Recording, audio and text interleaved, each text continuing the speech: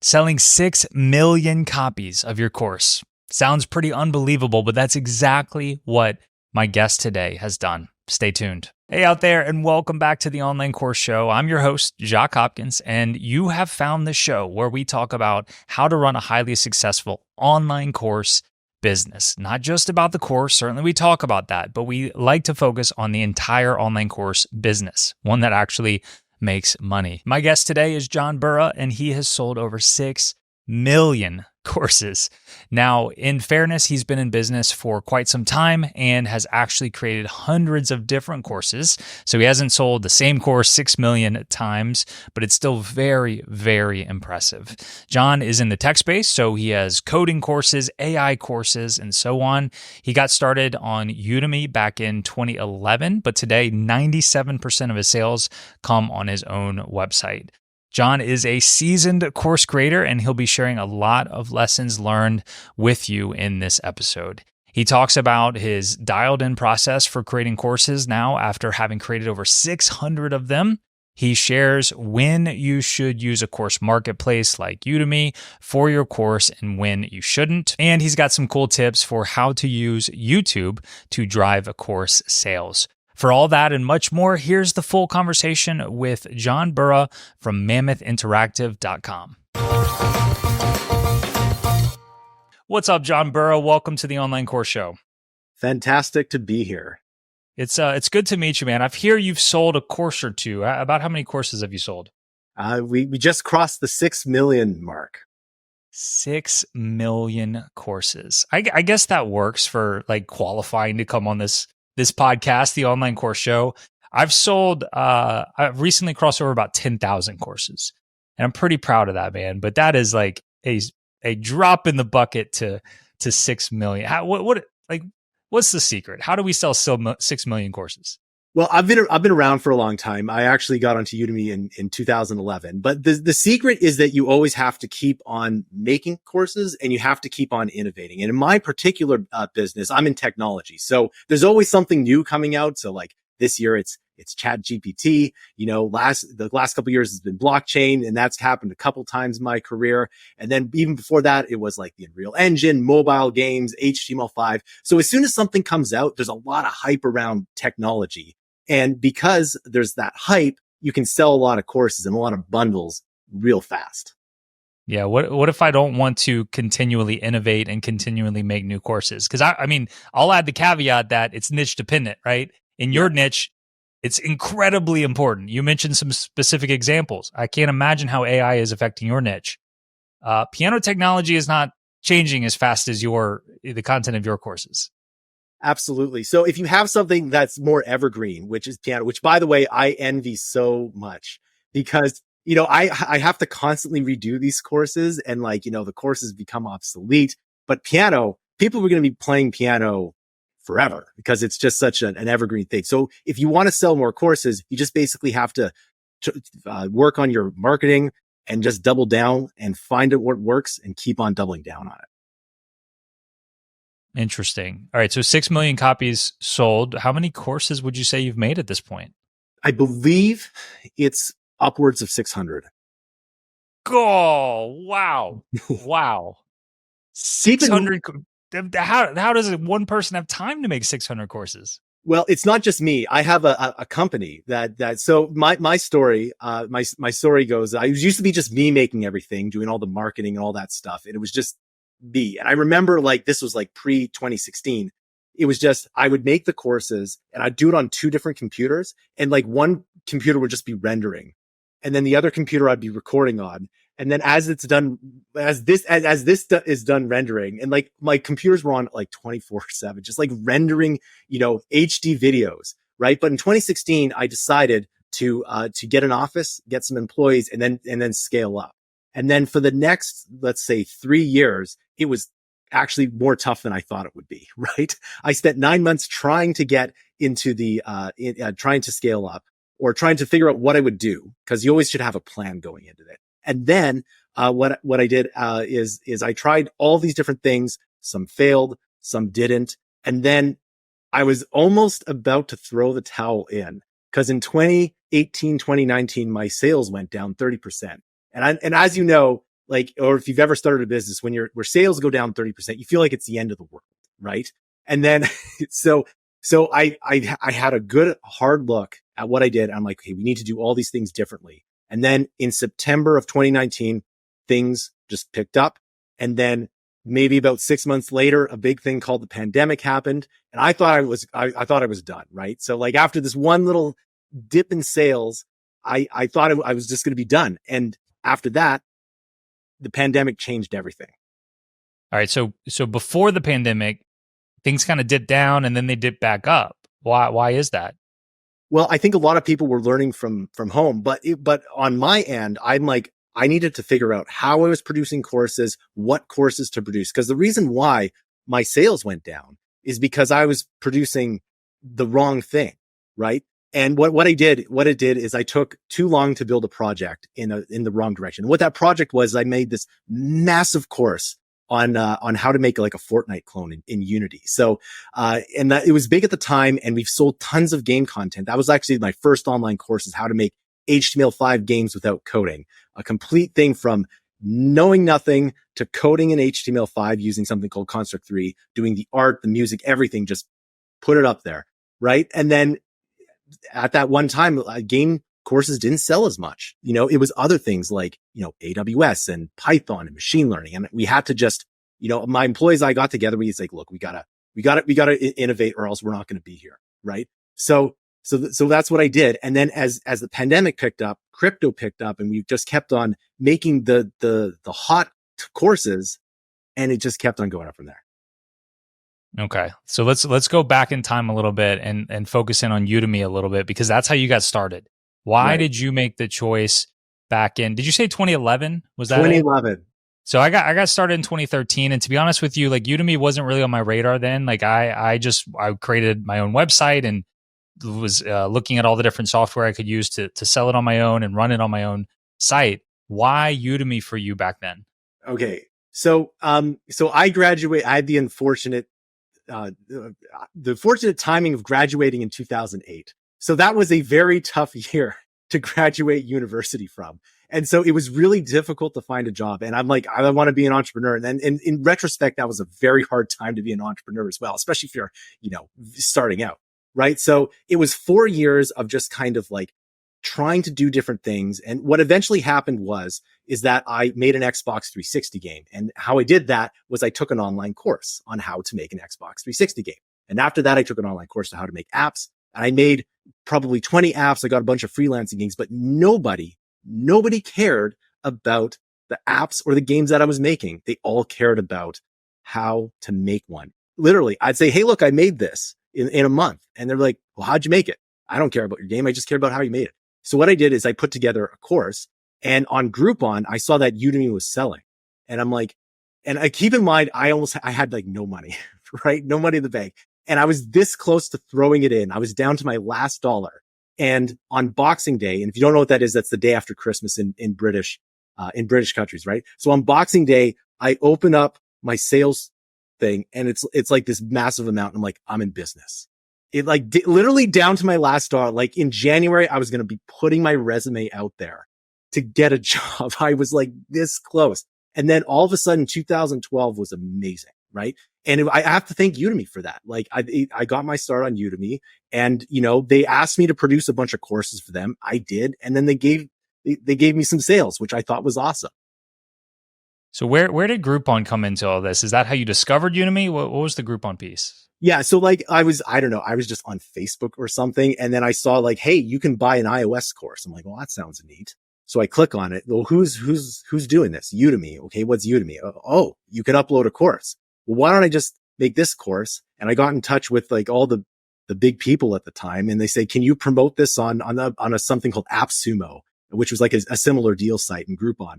And they basically did. And I got the money. I got money to pay rent and, to not get a job. That was how much money I got, right? It wasn't amazing, but it was enough to keep me going. And then 2012 was amazing. And then basically it's been up every year ever since, except for 2018, 2019, and then 2021 because of the pandemic law. But yeah, that's basically it.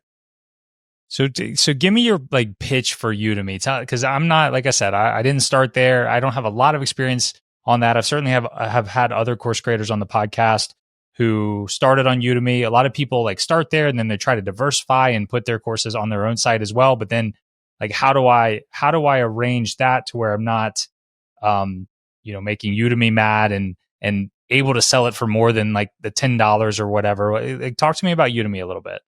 Right. So Udemy, again, it's actually a pretty old business, all things considered, especially in the tech world. And so I started there. And then what happened was I noticed like it was good.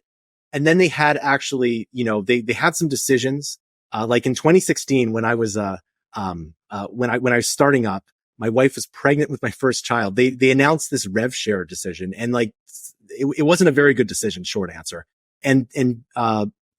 I think profits tanked like 90% or something like that. And I had to day trade some of my funds to keep my employees paid, right? It was like the most stressful time ever. And so after that, I'm like, I need to diversify a lot more. And so what basically, there's a lot of people that use Udemy to either gain some notoriety, or they use it if they're part of like the top 100 sellers. You're making quite a bit of money on it, and that's great. But there's other people that, it's not as the value add isn't quite there for them. And so, if you want to diversify, you should at least have your content on your own site. Some people use Skillshare as well. But one of the things that I've always wanted Udemy to be is like the Steam or the App Store of online learning. And just at least since they've gone public, they don't want to do that. They want to be like a corporate training thing. And that's just the difference of opinion. And they're doing really well. Like, if you can look at their quarterly statements, they're a public company, right? So that's what they're doing. And I do have a really big hot take at the end of this video. So keep listening for that. A hot take? Are you going to tease me? What? Yeah, that's basically it. Yeah. Yeah. Okay. It's awesome. Stick around. All right. I'm making a note here. John has a hot take at the end. That may be a first for this podcast. Awesome. Okay. So like, no regrets. Like, if you had to do it over again, you think you'd still start on Udemy? Yeah, like for the time, yeah. But if I was, if I was starting at a different time, I don't think I would, because the one thing, as you mentioned, is there's that $10 deal, right? Now, you can use that to your advantage, but at the end of the day, when you're an entrepreneur and if you want to sell to a specific kind of niche, you should probably charge more than $10. It's just, people will pay it, right? If you think about it, if you provide the value, people will pay $50, $100, $1,000, $2,000. We've been doing corporate boot camps and boot camps as well. And we've been charging anywhere between $2,000 and $5,000, depending on what it is. And these are for like, blockchain, Web3, generative AI, and all that kind of stuff. So people will pay it if there's a really good value add to it. Now, that's of course different from Udemy, right? Udemy is a very big, it's all about volume, because of that $10, you're getting not very much money. And then sometimes they have international pricing as well, where you're getting maybe 60 cents. And that's difficult, right? It's difficult to build a business off that. Like, if you want to build a multi-million-dollar business, you either have to be in like the top 10 instructors, or it's very difficult. So if you're starting out now, I would suggest this is what I would do. This is the thing. I would put your content on like, Teachable or Thinkific or whatever, and then start 2 YouTube channels, right?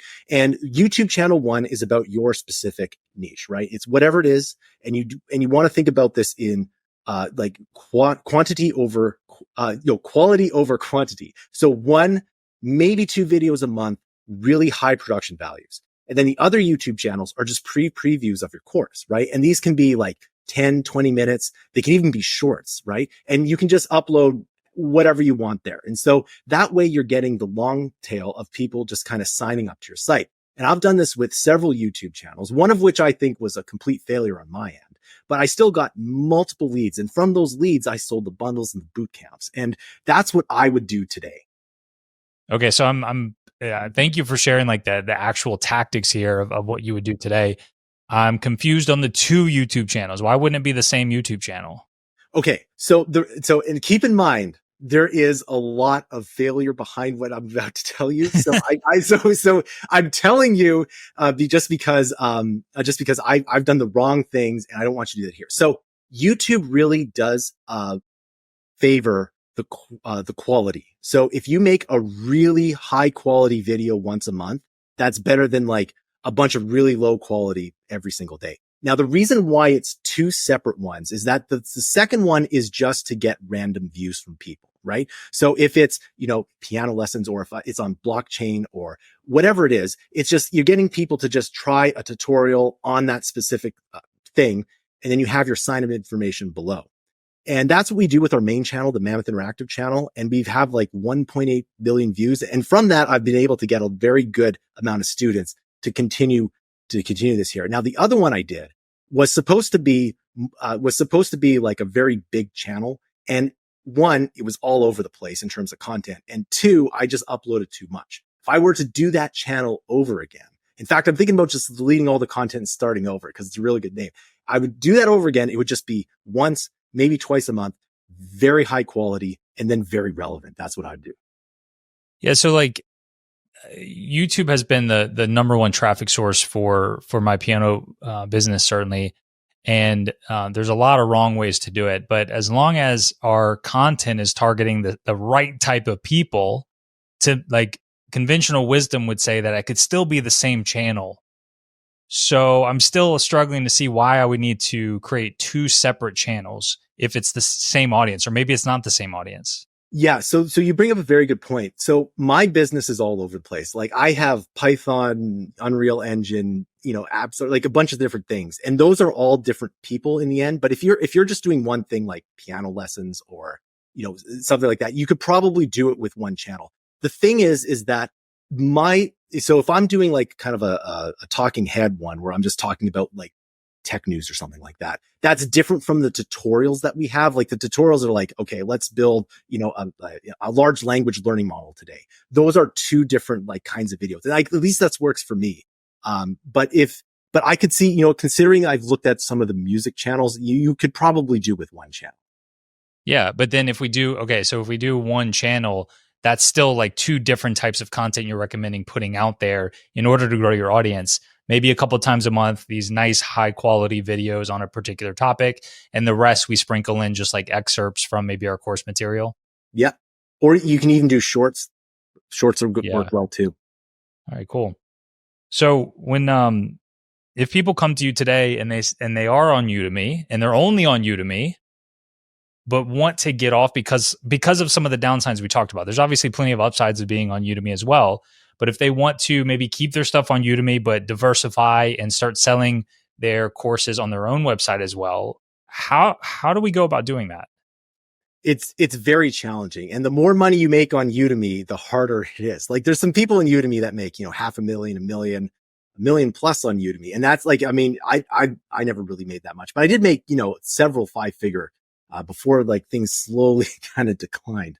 But what you should do is, for me, again, there's always the kind of development style that you do. So like in my business, I'm always producing more content. It's like a hamster wheel, and some people don't like that, but that's just what it is. And so what I've done is I've uploaded shorter courses to Udemy.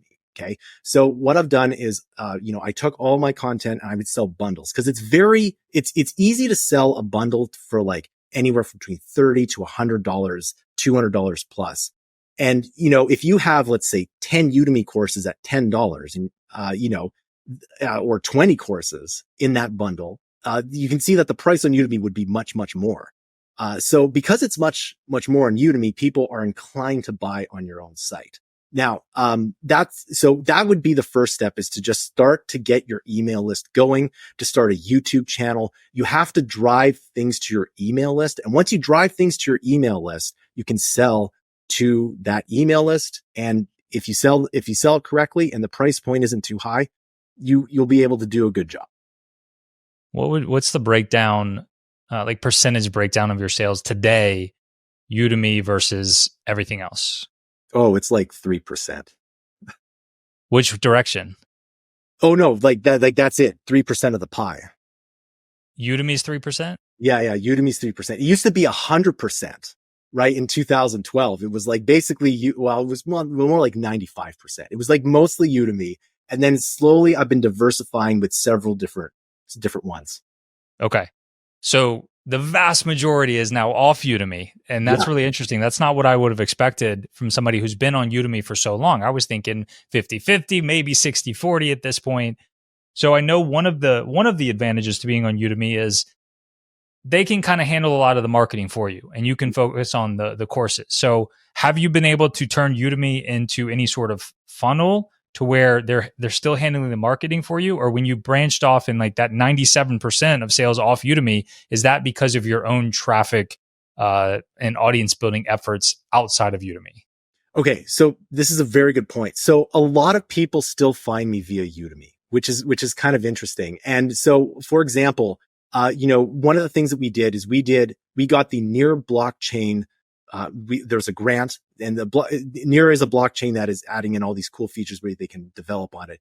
And we got a Near blockchain grant, and they found us through Udemy. We had posted a bunch of crypto courses from the 2017 high, right? So we had a bunch of courses on there. They say, hey, look, would you like to make courses about the Near blockchain? I'm like, absolutely, I would, because that's what we do, right? We can make if you want custom courses on your stuff, let's go, right? So they found business. And so I find a lot of business as a result of me being on Udemy. And what I like to think of Udemy now is more of like a lost leader, because, unless you're in like, again, the top 10, 20, 100, you can always upload your course, get some free students in there, get some notoriety, get that student number up. And then people will notice that, right? Cause like, most people that are looking for online courses go to Udemy first, right? That's like the number one thing. So if it's blockchain, or if the next big thing is generative AI, and if you upload a bunch of generative AI content to Udemy, then chances are you're going to get a lot of people asking you for services that are outside of Udemy. And that's where you really have to capitalize. And so one of the things that we've done is, like, some people come to us and say, hey, look, do you have any training for this? Like, how can we upload this? Cause like not all my stuff is in UB. Right? It's like, how can we get your content onto our LMS or whatever? It's like, we do boot camps, we do all this stuff. We can give you custom courses to your business, et cetera. And if you have that business plan, then you can use Udemy to leverage your business outside of Udemy. And that's exactly what I've done. You're in a very techy space here. Do you think that Udemy lends itself more to tech, and like the recommendations you're given would be more, as far as Udemy goes, would lean itself more toward tech industries? Oh, absolutely. So if you look at like the top 20 instructors, you can go to Teaching Guide. They tell you all the stats. I haven't been on there in a while, but like most of the stats are like web development, Python, all those certification like Azure, AWS, CompTIA AI stuff. Like those are usually the top. I think there might be a couple of like Photoshop might be in there too. Still tech related. Yeah, it is very tech related.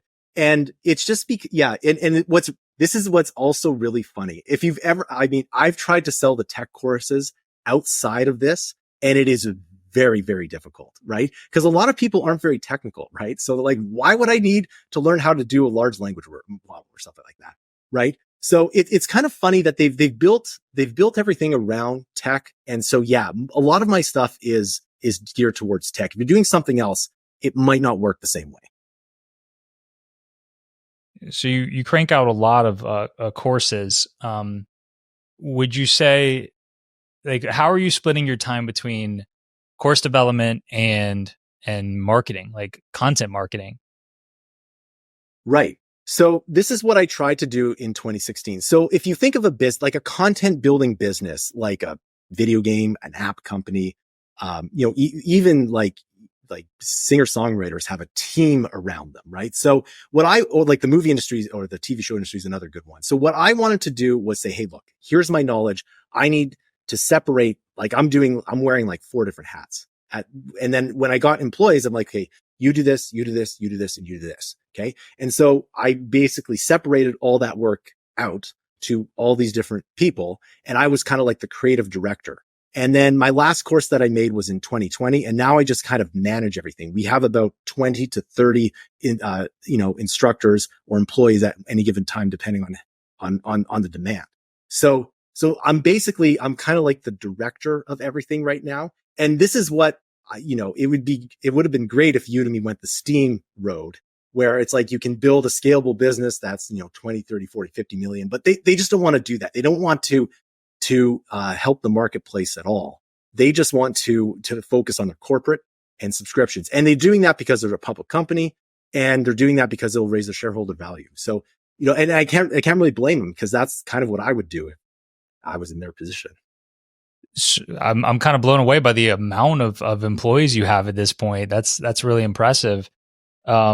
So it sounds like because you have so many people, you are focused on both marketing and fulfillment side of things, and people are always making course content as well as marketing content. Yeah. So like, I guess, yeah. So how do I market my courses? It's believe it or not, actually a very simple process. It's where we upload content to YouTube. And then because I have such a big umbrella full of courses like Python, generative AI, and believe it or not, those aren't the same people that want to learn, right? So like, and even like Midjourney. So if you're into like Midjourney or, ChatGPT, like those require two different YouTube channels where we upload just the free trial, the free things. And we give them a free course. And from that email, we then sell them on the bundles, right? And so once you start to produce something, the marketing somewhat carries itself. You do have to kind of build a good funnel. And I do Facebook ads as well and all that kind of stuff, but it has to be very targeted. And this is what I've learned over the years, right? So the short answer is that I'm overseeing everything. I'm overseeing the production, I'm overseeing the marketing, and I'm overseeing basically everything of the business. I'm basically the director of Mammoth at this point. So what does your day-to-day look like? Okay. So we're also building our own LMS, which is going to be really awesome. Whoa. Yeah. Wow.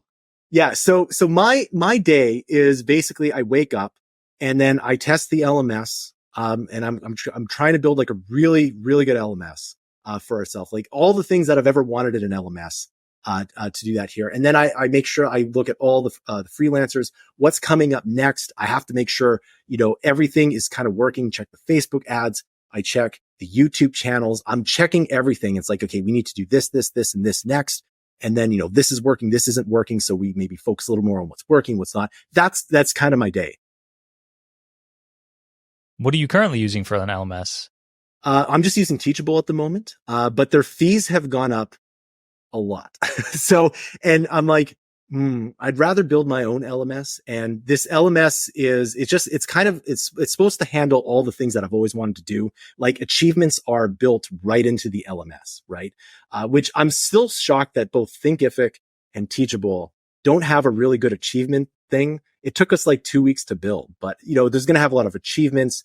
And then there's also like a business thing because for all of our corporate clients that we're going to have that we can, they can have different stats and whatnot on their employees. So there's also that as well. So it's basically I've been building it to fill the needs that I've always wanted to do, and eventually I'm going to make it commercially available so that anyone can just use this LMS, and it's going to be awesome once it's done. But it is what's the name, John? What's it called? Right now, it's CoursePro.ai. And I should also mention there's going to be a lot of really cool features of like, you can use the ChatGPT, generative AI plugin to make content. It's going to be really good. Yeah. It's amazing all the options for hosting a course today. When I was getting started, that was one of the most challenging parts, was just finding a good software to do that for us. So that's cool that you're making your own. That's not something I'm interested in doing. It sounds like a lot of work.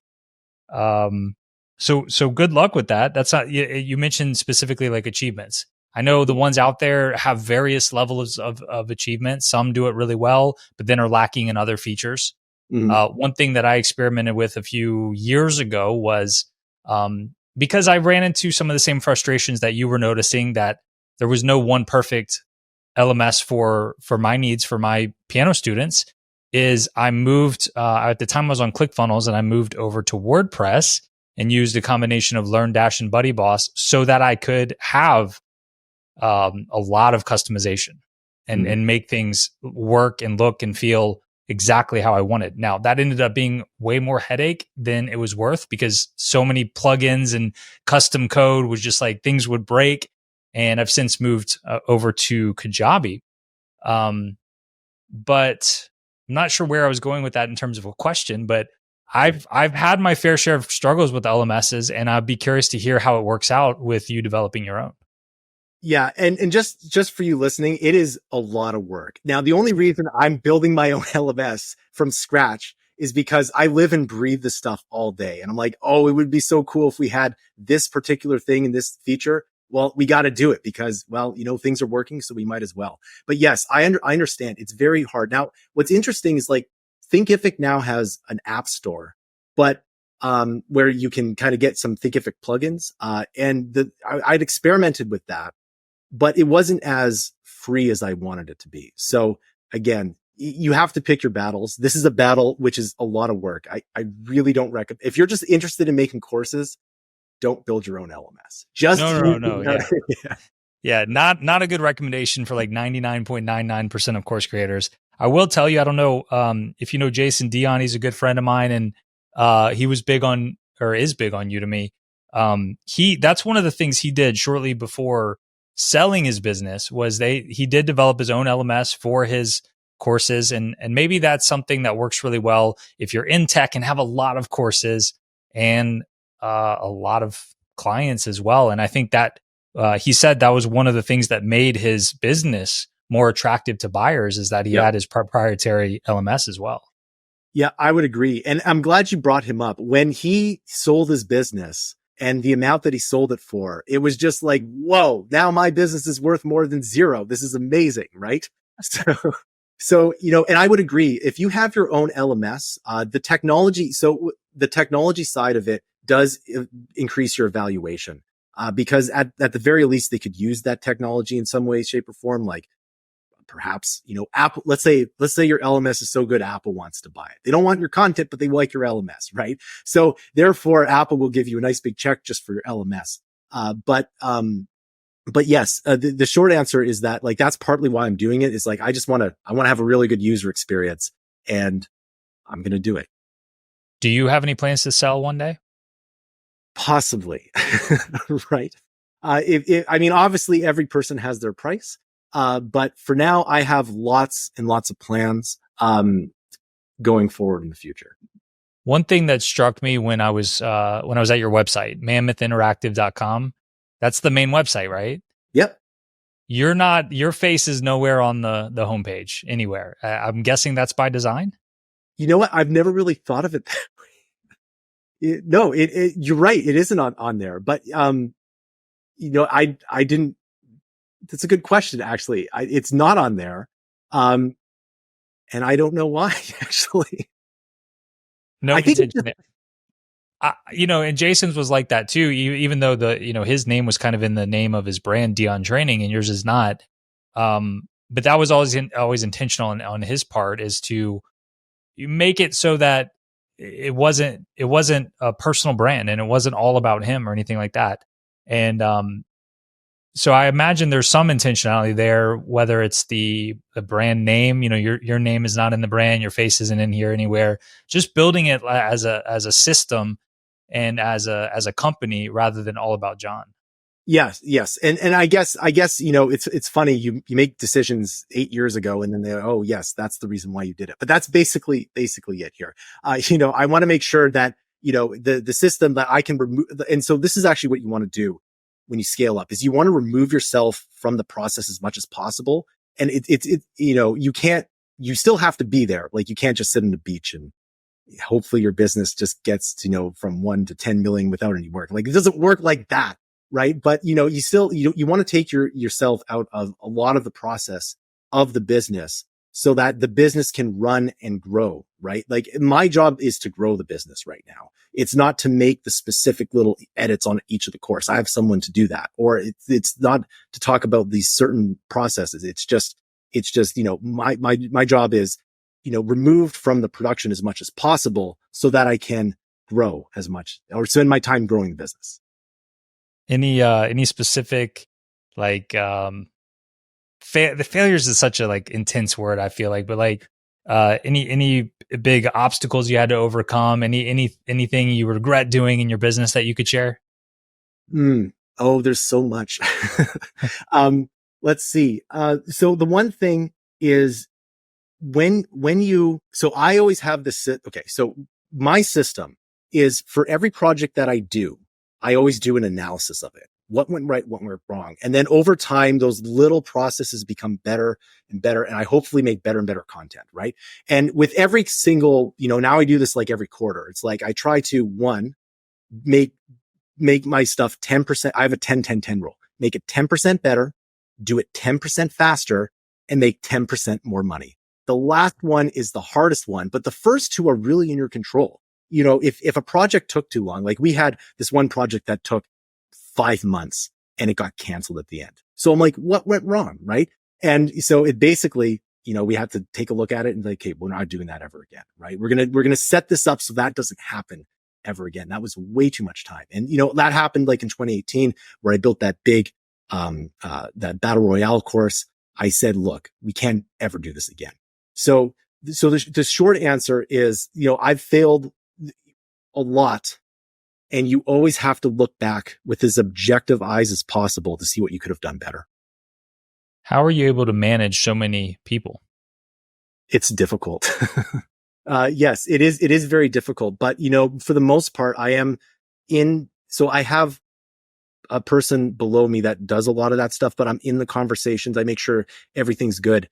And also, I still work quite a bit. Like, it might be Friday night. I got to do some work, right? If I didn't do that, the business wouldn't be there. Right. So it is challenging, but one of the things I actually do is with my company, I have this rule where you have to have more meetings than zero, but the lower you make that meeting, the better. Because why would we be, a lot of companies do too many meetings, and I don't think that's worth it in my opinion. So you want, and I like to hire people that are autonomous workers, right? And especially since the pandemic and working from home, it's like, look, maybe they had a really overbearing, micromanaging boss. And I said, hey, look, we just do these things, make sure everything's good to go, and we'll kind of see you at the end of this. Right. And that works because, if you hire the right people, it's good. That's another thing. You always have to hire the right people.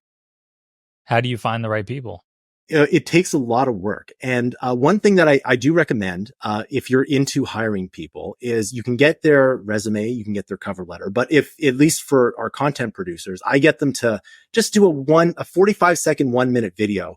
And I get them to answer something like, what was your most difficult day in course creation? Or, if it's in sales, like, what was your hardest sales day or something? And that way it takes it out the chat GPT element of this. Cause like, let's be real here. People are using chat GPT to make the resume. They're using chat GPT to use the cover letters. But with that video, you can see them. And, if they make a 10-minute video instead of a 1 minute, well, maybe that's not following instructions. And, and that has been really helpful in the last little while. I only implemented that maybe 6-7 months ago.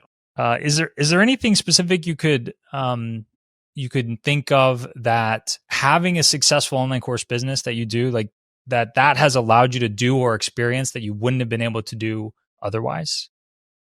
Absolutely. So one of the things that, I used to just grind it out where I would, maybe just work really hard, pump out some courses, then take some vacations. Now that I have kids, I can spend time with my kids, and I get to set up the whole entire, I get to set up the business, and I get to really make sure that, the work-life balance is good. Now, keep in mind, I still work a lot, right? But I make sure that they're in like the right hours. Like when my kids were young, they'd wake me up at like 4:30, and like, for anyone who has kids, like, how hard it's to get out of that. So sometimes I'd wake up at like 5 and go to my office. I have an office because my kids are kind of young and I wouldn't be able to get anything done otherwise. Right. But yeah, it's allowed me to, I would think my quality of life of setting up this business would be better than if I had a job.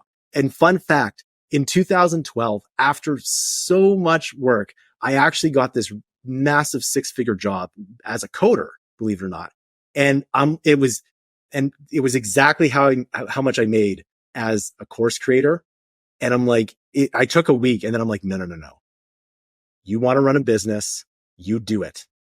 There'll be other jobs if you fail, but you're not going to fail. And so I think my life, in answer your question, I think my life is much better as a result now that I run my own business. So you did get a lucrative job offer back in the day when you never took it? I never took it. And then like even years ago, like this was right before the pandemic. And I was actually right in that time where when my sales dropped, Facebook contacted me to be a tech lead. Right. And I'm like, oh, and like, as you know, that's a big job. And like, it was definitely more than what I was getting paid or paying myself out of the business. And like my business was going down. I'm like, nah, I can't do it. I got to do this. So here I am. It was the right decision. So as far as running the business itself, we've talked a lot about the courses. We've talked about a little about your team. We've talked about marketing.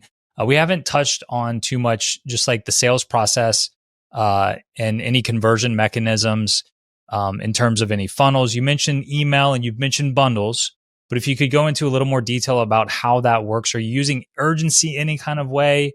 Is like, are you bundling it together and then discounting it and then that goes away at a certain time?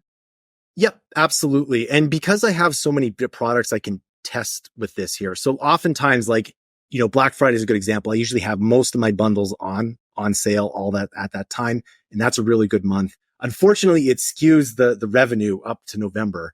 And then the rest of the year, it's like, what am I doing wrong? But it's more like, well, everyone's in kind of buying mode at that point. But yes. And what I've actually learned is that you want to have multiple different price points, anywhere from like, some people can only pay like $10, $20 a course, right? So you have a smaller course, maybe at that price point. That's optional. Some people don't like doing that, but I've found that works out for me, right? Then you can also have a subscription, and that's a good thing for YouTube. You can say, hey, look, we don't do a Patreon. We just sell our subscription to our courses. We have blah, blah, blah, blah, blah in our courses. And then that's what you get. If you subscribe to us, it really helps us make more content on the YouTube channel, as well as it helps us out to make more courses. And we produce X amount of courses per month. And so that works out as well. But you also want to have things in the 50 to 100, and then you want to have things in the thousands of dollars, because some people will pay for that, right? Like especially like because I'm in tech, if it's really hot and nobody knows what to do with it, then people are going to pay a lot of money for like a boot camp or something like that. So let's throw out Black Friday because that's its own special thing. Like, walk me through a typical buying cycle. Like, they find you on YouTube, and then what happens between there and the sale? Right. So this is, a lot of people have different views on this particular aspect, but this is what works for me. Okay. So what works for me is I get them in the YouTube channel. I have a bunch of courses that go from, again, like $10 all the way to $1,000. Like in the description of the YouTube video. In the description of the YouTube video. Okay. And I say, hey, look, if you buy it, it helps the channel out. And people do. They'll buy like we get one that's like $600 out of nowhere. And those are the basic, because all you did was upload a video and change the description. But we also have a free course. And that's where, the free course is really useful. And if you're going to make a free course, make it useful, because someone might not take your course tomorrow or a month from now. It might even be a whole year from now, where they say, hey, look, that guy made a really good free course. I'm going to see what he's doing now. They'll go to your website and they'll buy another bundle, right? So you want to be thinking long-term about this too. But any free course that you do should have very useful information that people can feel like they got something out of it. And then if the better your free course, the more likely they are to buy your big course. Now, you don't want to make your free course like 25 hours or something like that. Some people do that. I've never seen it work. So most of my free courses are between 20 minutes and 40 minutes, more like 20 to 30 minutes. Like, that's all you need to do. It's like, hey, you want to do this? Here's like a quick tutorial on how you do this. And by the way, if you want, here are my other options going forward. And if people get to the end of that, the likelihood of them buying is very high, right? If you make your free course really engaging, really fun, people are going to buy it. Do you have a sales pitch at the end of the free course? Usually they're just the links, and it's usually just kind of say, hey, I'm glad you like the course. We have all these other options if you were going through this. And for us, because we have so many different kind of channels, it's always like, if you're into the Python course, here's the Python bundle. If you're into the Unreal Engine funnel, you're into the Unreal Engine course. Or you can get them all these things for the subscription, or you can buy this really big bundle or stuff like that. Lots of options. I imagine with as many courses as you have, you can present a lot of different offers and options to people. Yep. John, I think I'm ready. I think I'm ready for the hot take. Okay. So This is okay. Now, again, so like I said in this video, I was down to my last dollar and Udemy saved me, right? So I'll always have a soft spot in my heart for Udemy, but I think just the way that they're talking about, they're just talking about the marketplace and they're talking about their business. I give it 50-50 odds that the marketplace will cease to exist, right? And that's my hot take. And the reason why I say that is that they want to push the personal subscription instead of the a la carte purchases. And the reason why they want to do that is just it's worth more in an evaluation. So I think it's 50-50 that they do that. And I think what they'll do is they'll just continue to hire instructors that they can find. They can even find someone somewhere if an instructor leaves or whatnot. But they'll be able to just basically sell more subscription. I think it's $29 a month, whatever. But that's what I think. It's like, I think it's 50-50 at this point. Are they doing that? Is that option available today? Yes. And that's one of the reasons why I think sales have been going down is because you can have, they have this personal subscription where you can subscribe to a ton of different courses. And for $29, it takes the $49 bundle out of the option. And the other thing is like businesses often get rid of things they don't like. And I don't think they've ever really truly liked the marketplace. They've always wanted to just sell it a subscription like Netflix. I think that's just what the higher ups want to do. And, if they do that, that's great. I think it would have been better if they became the Steam of online learning. Steam reportedly makes $10 billion a year. Udemy could do that too. There's no reason why they can't. But in order to do that, you have to give more control up to your content creators. And they don't want to do that either. So I think they'll just say, one day it's over. No more marketplace, only subscription. Thank you very much. Wow. I see. That shows you how up to date I am with Udemy because I didn't even realize you could pay a monthly subscription. So but that's kind of like the masterclass model where you're paying them just a monthly fee and then you get access to everything. Mm-hmm. Right. And right now you're saying that they allow the user to make choices there, one or the other.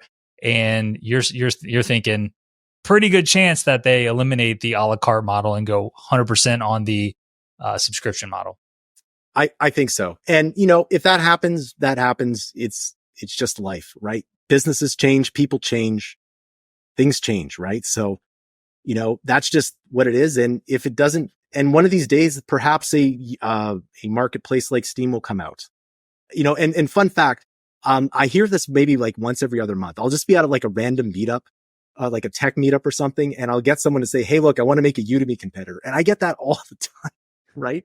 And so one of these days, that person who's saying they want to make a Udemy competitor is going to actually make a marketplace competitor. I don't know when it's going to happen. I've been hearing that for like 8 years now. It's never happened, but maybe one day it will. If they get rid of the marketplace, there'll be a vacuum and that will be the next marketplace for instructors.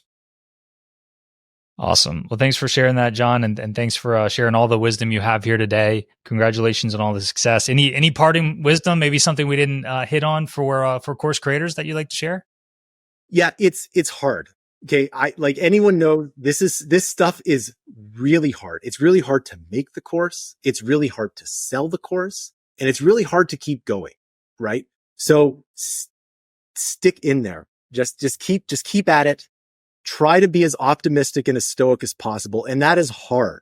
And I know that firsthand. It's very hard to be stoic about this stuff, but just stay in there, learn from your mistakes. And eventually I think you'll get what you're looking for in terms of a course creation business. It's hard. Don't stop. Keep going. Exactly. You said it better than I did. Got it. All right, John. Really appreciate it, man. Take care. Awesome. Thanks for having me on the show. All right, thank you for listening to this episode of the Online Course Show, and thanks again to John for joining me here today. John's site, once again, is mammothinteractive.com. If you want to find a list of the links and notes from today's episode, head to oc.show/219. And if you are not getting my weekly newsletter yet, here's my pitch to you. Every Friday, I'll send you an email. It's completely free, and I'm not trying to sell you anything. And this email will be at least one actionable tip for course creators. It might be about getting more traffic, about a new funnel strategy you should be using. Who knows? But if you're a course creator or aspiring course creator, then you're completely missing out if you're not on that list. It's called Jacques' Journal, and I send it out every Friday morning, and it's totally free. To make sure you're on the list, head to oc.show/tips. That's oc.show/tips. Thanks again for listening. Don't forget to take action on what you've heard today. I'm rooting for you.